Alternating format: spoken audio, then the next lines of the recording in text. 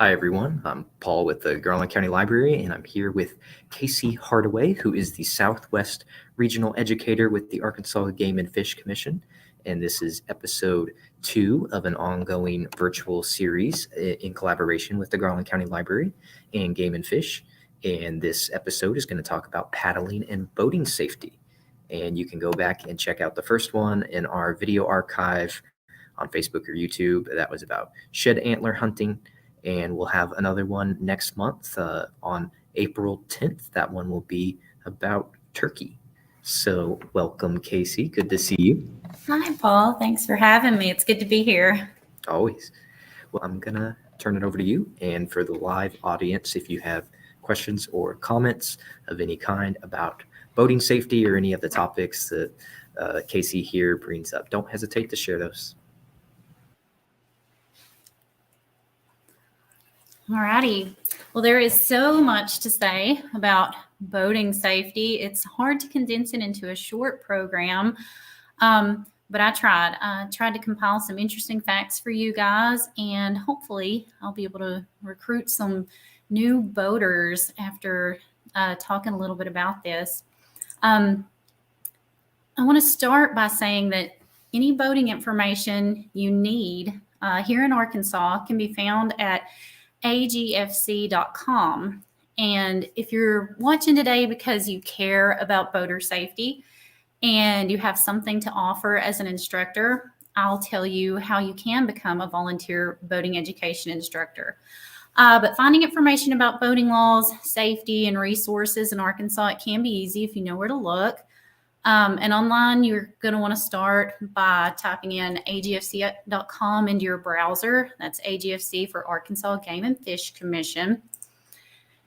And our boating information is buried under the Education tab. So once you navigate to the website, you'll see that black bar at the top, and you'll find Education. Hover over that. And scroll down to First Steps Outdoors. And then under First Steps Outdoors, at the very bottom is boater education. And that page looks like this. This is where you can find information like who needs a boating education card. So if you want to operate a boat, you need to earn this card. And in order to do so, you must take a 6-hour basic boating education course. That's going to apply to anyone born on or after January 1st, 1986, and of legal age to operate a motorboat or sailboat. Those people must have successfully completed this approved boating education course, and you've got to carry proof while operating the boat on Arkansas waters. And it's not hard. Nobody's trying to catch you without proof. If you lose your card, a good thing to do, what I tell my students to do is after you've completed the course, take a photo of the card, save it somewhere in your phone, email it to yourself. So you can have that hard card. It's plastic if you don't want to get your phone wet on the water, or you can just have a photo of it stored somewhere. And under that, we need to consider to operate a motorboat powered by an engine of 10 horsepower or more. These are the age requirements. A person must be 12 or older and have that boater ed card, or be under the direct supervision of an adult at least 18 years old. So a pretty young child can pass the boater ed course and operate a boat if they're within arm's reach of a trusted adult. To operate a personal watercraft, a person must be 16 or older, or a 12 to 15-year-old kid can be, again, within arm's reach under direct supervision of an 18-year-old adult, or under 12 within arm's reach of a 21-year-old adult. Now, there's so many different scenarios to consider here. Say you want to let your granddaughter drive your fishing boat, you want to go kayaking for the first time.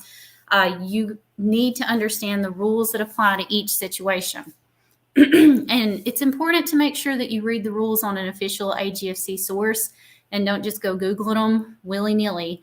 So this website, this is your place to start to find that information. And if you've looked and looked and you still need help understanding those rules, reach out to a local wildlife officer. If you know somebody, if you can contact them, or on this page, you can also find the contact information for Captain Stephanie Weatherington. She's the boating law administrator, and her information is under the boating regulations tab. and she can help you answer some of those more complicated questions.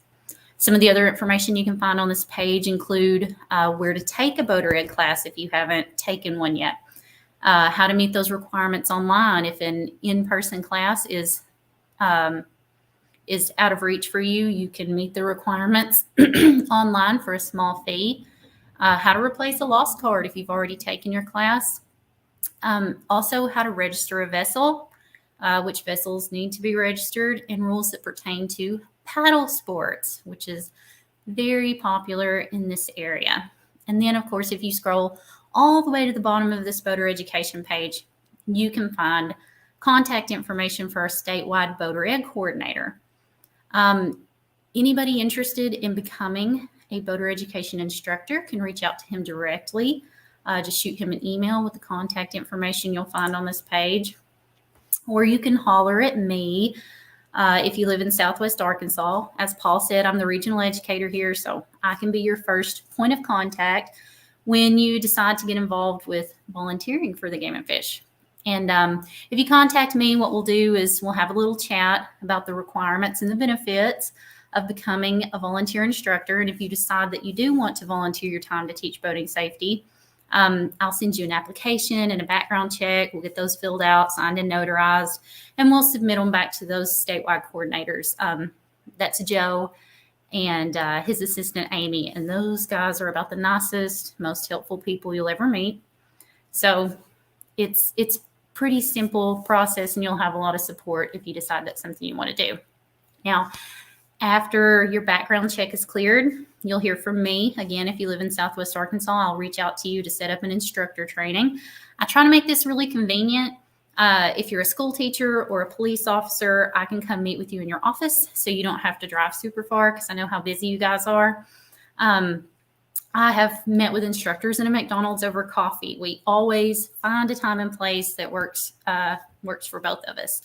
So that's going to be great for anyone who meets the requirements, which is you've got to be 21 or older, no boating law violations, and has passed an Arkansas boating ed course. Any of those people would be a good candidate as an instructor. We also have volunteer instructor who are fishing guides, parent volunteers, church members, park interpreters. It's a pretty diverse group of instructors, and each of them brings something unique and valuable to the classes they teach. And if you're watching this program, it could be that you have something unique to offer as well. You obviously care about boating safety, so we would look forward to having you. Now, boating education, the course is now taught in a lot of schools by either agri teachers or PE instructors or any other teacher who knows how important this kind of education can be for their students. And if you're a teacher and you take this class or this training to become a volunteer instructor, that counts as 3 hours of professional development. So pretty easy way to get 3 hours of PD, just hanging out with me and talking about boater safety and how to teach it in your classroom. Volunteer instructors are highly valued by AGFC. I love my volunteer instructors. Educators like me, we simply don't have the time to teach every needed class in the state because we certify hundreds, sometimes thousands of new boater ed students each year. So volunteer instructors are absolutely vital to accomplishing that. And instructors receive all their required materials for free. That's going to be the student manuals and tests and the supplemental videos. And of course, if you're looking for additional resources for teaching the class, you can reach out to me. I have classroom props, life jackets, canoes, things like that I can bring to your class to help supplement it. If you want to become an instructor, it's necessary to teach one class a year to stay active in the system. And if you go above and beyond and teach multiple classes, you'll receive a small token of our appreciation. Well, we try to do nice things for our volunteer instructors when we can. And the main reason anybody volunteers is because, they're looking for the personal satisfaction of contributing to a greater cause. And in this case, of course, the greater cause is educating the public to prevent boating accidents and increase the numbers of safe and recreational boating opportunities. So as an instructor, you'll want to know what kind of accidents happen in your area. Now, anyone can view the accident report online. It was on that previous page I just showed you. And that's prepared by, again, Captain Stephanie Weatherington, the boating law administrator. But as a boater ed instructor, you will be sent the report directly and be amongst the first people to get to view it. So what counts as a boating accident? That's going to be any kind of boating incident that results in a fatality, an injury that requires medical care above, what you can pull out of your first aid kit, or costly damage to a vessel that's more than $2,000. And state law requires that all of these accidents be reported. That phone number there on the screen is the number that you can call if you need to report an accident. Your local sheriff's office can help you with reporting an accident. But it's important for us to know when an accident has happened so we can compile this report and have information to share with the public. Both our instructors and our enforcement officers need that information. So boating is a super popular outdoor recreation activity all across the United States, and especially here in Arkansas. We have so many beautiful bodies of water to explore. Paul and I were talking about some of the local lakes before we got on here. I'm really impressed with our river systems. Arkansas is home to the Buffalo River. That's America's first national river. And if you've ever seen it, you know just how beautiful it is and how worthy it is of that designation and protection. And then right here in Southwest Arkansas, we have the Costot River. It's a popular destination for paddlers who are seeking kind of a challenge. It's a beautiful river and a fun paddling opportunity. Fishing is one of the fastest growing outdoor recreational opportunities in the country. Numerous children are introduced to the outdoors through fishing, and fishing and boating kind of go hand in hand, right? Even bank anglers will come in contact with vessels, and they should have an understanding of some of those special safety concerns. It's a lot of fun. It's so much fun, but even, out there enjoying all that boating has to offer, it's important to be aware of those safety concerns, especially in recent years. So 2020 was an unprecedented year. People cooped up in their homes due to the pandemic. They sought outdoor opportunities like never before. And that's great. That's awesome. We should all find our outside. But with the increase of those new, inexperienced boaters that joined in on the outdoor fun in that way, came a downside in that the number of accidents related to their inexperience, it increased. So the more inexperienced boaters you have, the more accidents there are going to be. In 2020, Arkansas had 13 boating-related fatalities. That's quite a few fatalities for a state as small as Arkansas. We don't hear a number that high very often. And unfortunately, all 13 of those were drownings. So that's the sad part, but I have some good news to share with this, which is that boating and fishing recreation continued to climb in 2021. American fishing participation increased by 13% from 2020. Americans continued to buy boats and canoes at a 9% increase from that previous year.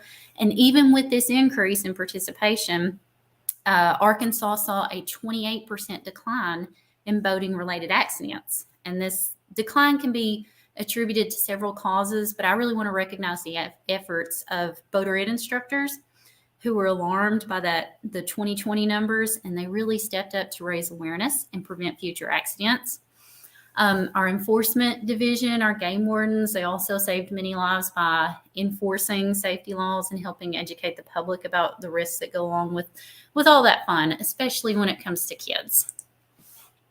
The most important thing I can say, pretty obvious thing, wear a life jacket. So none of the drowning victims in 2021 were wearing one. Even if you're an adult, even if you know how to swim, a life jacket can and will save your life. Also, don't use alcohol or drugs while in the water. Alcohol not only increases your chances of crashing a boat, which is obvious, but it increases your chances of drowning if you fall overboard. And don't overestimate your swimming ability. Swimming is hard.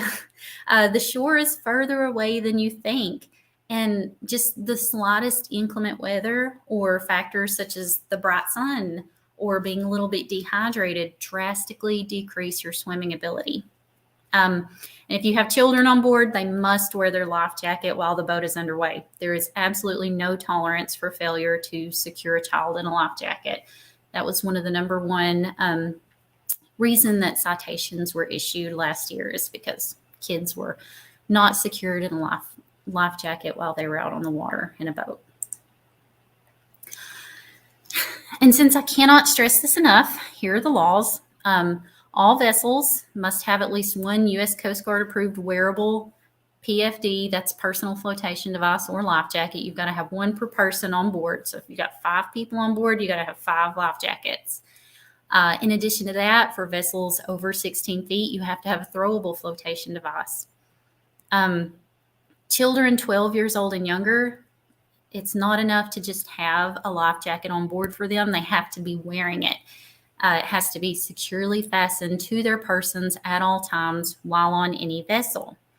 So anytime they're on a boat, any kind of vessel, there are a few exceptions to that, such as when the boat is completely stopped, not underway, the child can be without a life jacket inside an enclosed area of a houseboat or cruiser, or within the railings of a party barge, cruiser, or houseboat. And just think about what that means for children under 12. If you're out fishing and you park your boat and the kids want to jump off the bow or something, they're still going to need to have their life jackets on if they're under 12, because we don't want our kids to drown. It's better safe than sorry. So just be very cautious. Anyone who's not a super strong swimmer, they need to be wearing a life jacket when they're out in the water.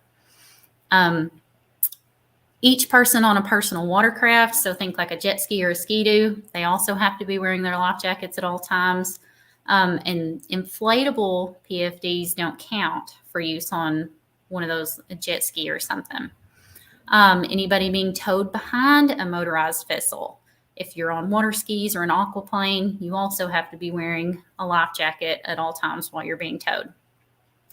All life jackets have to be in good and serviceable condition and readily accessible. So if you're old enough not to wear one, it can't be torn up and eaten up by moths and sun damaged.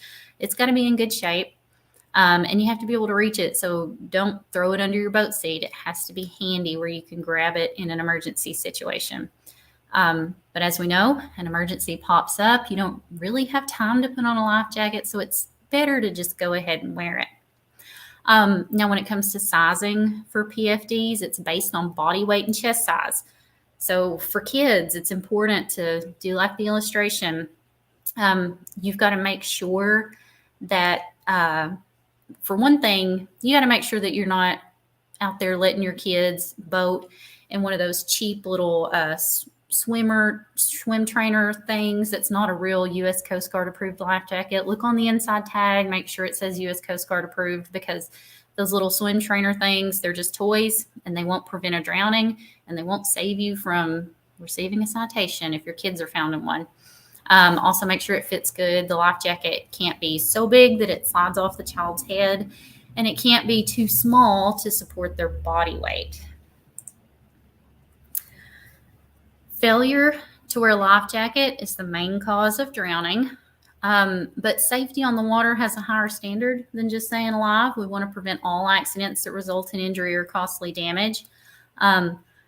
Operator inexperience and inattentiveness, so somebody who hasn't been operating a boat for very long, and somebody who's not paying attention while they're operating a boat. Those are the primary causes of boating accidents in general. Now, most accidents are caused by adults, believe it or not, between the ages of 31 and 50. And that's counterintuitive to some people. You would think that younger people would have more boating accidents. But truthfully, younger people have probably had boater education recently, and they remember these safety tips, and they're a little bit more timid and cautious on the water. And somewhere around the age of 30 to 50, people start feeling pretty confident, and they let their guard down. So maybe at this age, they need to go back and review their boater ed course. Also, we see a really high number of accidents happening on Greer's Ferry in Lake Hamilton. Greer's Ferry is that bar on the red. It's the highest. Lake Hamilton is not far behind it. And these are lakes that most of us in this part of the state are familiar with. So that's where we unfortunately see a lot of our accidents. Also of note, most accidents happen on a weekend, so on a Saturday or a Sunday. They're going to happen between the months of May and August, but you can see them distributed throughout every month of the year except for February. It looks like we didn't have any boating accidents in February or December last year when it's just too cold to be out there. Also, there is a spike in accidents around 2 p.m. and also just before 7 p.m. So, of course, we know those are the best times to be out on the water, but those are also times when we need to be extra vigilant in watching out for inattentive boaters. That early afternoon period and just before dark, there's going to be heavy traffic on the water, which increases your chances of being in an accident. That's when people are starting to get hungry, starting to get tired, and believe it or not, hunger, dehydration, tiredness, all of those things compound all of the existing dangers, including your susceptibility to drowning. But those considerations don't just apply to motorized vessels. If you're using a canoe or a kayak or a paddleboard, you still have to be super careful. In fact, paddle sport trends have followed general boating trends in recent years, with participation growing at an unprecedented rate. And this is for lots of reasons. For one, you've got low entry cost. Kayak is a whole lot cheaper than a boat. Easy maintenance and storage, flexibility in transporting your vessel. All of these things contribute to less experienced people getting into paddle sports. Plus, with the price of fuel right now, who wouldn't rather be out there in a kayak? But lacking a motor does not make these vessels safe. Just the opposite. Entry is so easy, so a lot of inexperienced boaters are attracted to paddling.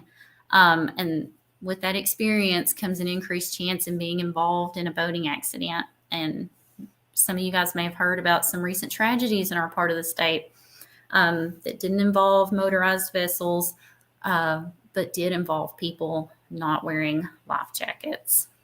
So we just need to take the time to be aware of some of the dangers of using non-motorized vessels. Additionally, kayakers need to be aware of their impact on the environment. So I don't know about you, but I see a ton of trash at boat ramps, and it's not just anglers leaving this trash. Kayakers, if you're in a kayak or a small vessel, you're more likely to tip or capsize, and that makes the need for litter control even greater. The law says no glass containers on the water, secure your coolers where they don't come open and spill your trash and your food, and to use a trash bag that can be secured to your vessel. Use a floating beverage container, and once again, wear your life jacket. It is the law, even for kayaks.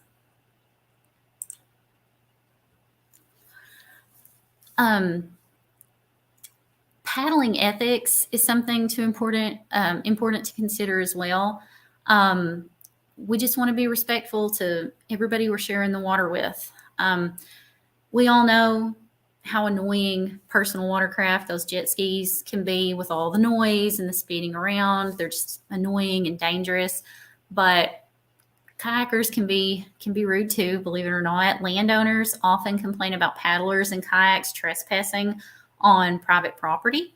So any accessible waterway is public. I mean, you can go down these rivers and streams that are, bordered by private land as long as you can access it in your boat. But you can't enter the private property that could be on either side of that water beyond the high water mark. And there in that center photo, I have the water level is a little bit low, and you can see the high water mark on those trees and tree roots. So you can't get out past the high water mark on the bank. Not even to portage your canoe. If the water's down really low and you need to drag it across some rocks, you're just going to have to stay within the waterway in between the high water marks so that you don't violate that no trespassing rule. And it's also worth mentioning that if you're floating and relaxing, try to keep noise levels to a minimum, especially music, so you don't disturb anglers. Most kayakers and boaters are, of course, courteous people, but a few bad apples can ruin the reputation of the boating community. People who use their boats and vessels for fishing, they like to keep it quiet out there, and there are license buyers. So the ones that have a fishing license, those are the guys that are supporting conservation and maintaining and protecting our river and lake systems for the rest of us who just use them recreationally. Another consideration for paddlers, paddlers have to be extra aware of river hazards like submerged rocks and sweepers and strainers.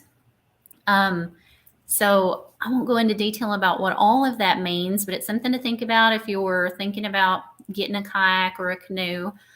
Sweepers are those overhanging obstacles like limbs and branches that the water current can take you into. Never try to go under a sweeper because there could be a strainer below the water that you can't see. And a way to think about a strainer is like it's like that pasta stuck in that pot as the water flows through the spaghetti strainer. It's not good to be trapped between the current and the strainer. If in a kayak you can't get out, there's nowhere to go. You could be pulled underwater. It's very dangerous, and it's something to think about especially if you're in a smaller vessel. So beginner paddlers should absolutely stick to still water like lakes and ponds, and only attempt to paddle on a river after being trained and mentored by an experienced paddler. So just one more reason that kayaks aren't necessarily safer than motorized vessels. So if you're looking for places to learn some of these skills and have a mentor, the Game and Fish Commission does teach in-person beginner boating and paddling classes occasionally. And if you want to find one of these in-person classes, because this really is a hands-on type of program, you can't learn everything you need from watching a video, even a YouTube video. You're gonna need to be in an in-person class. And if you want Game and Fish to help you with that, you can check Register Ed, register-ed.com. And you might be familiar with Register Ed if you've ever signed up for a Hunter Ed closed class or a Boater Ed class. So you'll choose Arkansas from the drop-down menu on that main Register Ed page. And up at the very top, above Boater Ed and Hunter Ed, is where it says Outdoor Skills. And you can choose Outdoor Skills, find events near you, and browse through all of the classes being offered. And there tend to be quite a few paddling safety classes offered in West Central Arkansas. We have an educator who does some of those, but you can look in my part of the state. I post some of those occasionally, but it's really good to be in class and have that in-person hands-on training. But if you do want to watch some videos to just kind of get familiar with what you're learning about, again, there are a lot of resources, a lot of videos out there that you can find. But if you want to find some videos put out by the Game and Fish Commission so that you know they're accurate, you know that they follow the laws of the state, you can check out the Virtual Nature Center at agfcnaturecenter.com. There are tons of really great videos out there put together by educators and wildlife officers and a lot of other members of the team. Just a handful that I picked out to talk to you guys about. Paddling basics with Karen. She's that educator. She's my counterpart in West Central. She's done some good videos. But not just boating and paddling safety, things like kayak fishing, like how to use your kayak for fishing effectively, avoiding hazards in the water, and also navigating a lock. I've never tried to navigate through a lock before, so it's good that this resource is here to teach you how it's done. So if you want to see how it works before you get out there and try to do it in person. These are a great resource for anybody who's trying to learn. They can be a great classroom resource. A lot of teachers use these for youth and adult training. And finally, this is my contact information. Like I said earlier, I've got resources and materials to share if you're interested in teaching boater education or even a boater safety or paddling basics class. So in addition to the boater education course materials, I have a canoe trailer with 6 canoes, life jackets, paddles, everything you can need loaded up and ready to go. I've been all over the region teaching these classes in person. These are fun to me. This is the class that I really like to teach.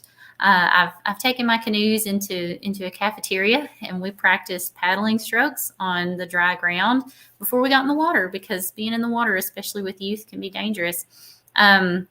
I've taught adults at the paper mill locally how to throw bags for rescue situations. That's a fun skill and can be done outside at any location. I've done self-rescue with Girl Scouts groups. I can help teach a 6-hour boater education class. I'm usually pressed for time, and that's where our awesome volunteer instructors come in. But if you want to do a 2-hour hands-on class, I'm happy to come and help any way I can, or to come and teach it for you if you're organizing like a summer program or something. We have a lot of fun with those. Arkansas in general has a pretty good safety record when it comes to boating incidents. You know, that number that we had last year, those 11 fatalities, is tragic and horrible, but it could be a lot worse given the vast number of water bodies that we have in the state, or lakes and rivers. So I just really want to applaud everybody who works hard to educate and share boating safety, and our enforcement officers who enforce the rules that keep us safe. We can all take the time to learn a new skill, help us be safer while we're out enjoying the water. And that's all I have. So thank you guys so much, and I can answer some questions right quick. Well, thanks, Casey. That was really good, as always, and I appreciated those stats. Those were actually really interesting. Yeah, they always interest me. I look forward to reading the boating incident report every year. It's kind of sad. There are always some fatalities, but thankfully the fatalities are on the decline. So somebody is doing something right. We did get a question. We got a question. Are there any rules that are specific to the individual lakes here in our area? Yeah, every lake can have individual rules, and those should be posted at the lake at the access points. So some of those rules could have to do with what kind of boats are allowed on the water. If it's a smaller lake, a lot of times it'll be no wake only or no motorized boat. So you've got to be, commuting at an idle speed or only using a trolling motor. But those rules will be posted on those green game and fish signs there at the lakes. Great. If someone is a beginner and just getting used to boating and following the safety precautions and rules, what do you recommend as a beginner-friendly waterway for them to practice on? Oh, okay. So there are lots of community fishing ponds that allow kayaking and paddling. So those are a great, safe place. Never go boating alone. Even if you're in a kayak, I can't stress enough, take somebody with you, because being alone compounds all those other dangers. Here in Southwest Arkansas, so I actually work at the Southwest Nature Center, which is way out in the middle of nowhere. It's in Columbus, south of Hope. But we have an education pond. It's 3 acres. It's super safe. We have life jackets that we loan out to people. And if you're close enough to come down here, we can give you some hands-on training. We always have canoes available to rent for free. And we have flotation devices, those throwable rings all around. It's a good, safe environment. So just make sure you're somewhere where people can see you. Make sure you're wearing your life jacket. Make sure the water is still. Make sure the weather is right, because it doesn't take very much inclement weather. If it's too hot and you get dehydrated and disoriented, or if the wind blows a little bit, that could, create waves, cause you to capsize your boat. Just make sure that the weather is nice and the water is still and clear, and you have somebody there to help you if you need it. Good advice. And can you think of any other frequently asked questions you may get? I did address some of those. People always have concerns about, does my kid really have to wear a life jacket if we're jumping off the boat? And the answer is, yeah, even if your vessel is parked, they need to be, if they're under 12, they need to have that life jacket on. So I'm sorry, we're not trying to ruin your fun. It's just that the risk of drowning is so high. People have a lot of questions about, do I have to wear a life jacket in a kayak? Yeah, you do. It's not just for motorized vessels. Those are the two big ones. I'm trying to think. And I don't want you to share any, but I'm sure you've heard all of the horror stories and what can go wrong. So I have, and I spend a lot of time with our local game wardens, and they all have really tragic stories. I actually did a training with the dive team. They did a swiftwater rescue training, so the educators would be familiar with how to self-rescue, how to teach that kind of stuff. And some of the drowning stories are horrible. Some of what those dive team folks have seen it's tragic. And I just can't stress enough that 9 times out of 10, a life jacket would have saved a life, and they wouldn't have had to pull that child out of the water, So you heard it, folks. Listen to Casey. Listen to the Game and Fish Commission. They know what they're talking about. We try. Thanks, Paul. And thank you for another great program. Like I said at the beginning, if you enjoyed this one, you might also enjoy the previous one that was on shed antler hunting. You can watch that in the library archive. And how about you tell them a little bit about next month, April 10th? All right, we're going to be talking about turkeys. I hope everybody is gearing up for turkey hunting. We actually tried to do turkeys last month to get a head start on the turkey season, and it didn't work. So I'll tell you my little joke. We had the program scheduled for Super Bowl Sunday, and I was going to wish everyone a happy Superb Owl Sunday, because owls are the #1 predator of roosting turkeys. And I didn't get to use that last time, but we'll talk all about turkeys next month. Oh, that's an interesting fact to end on. All right, so that is April 10th. That's also a Sunday, same time. We're going live at 2 p.m. So if you want to learn about turkeys, see you then. And until next time, thank you, Casey Hardaway. Bye, everyone.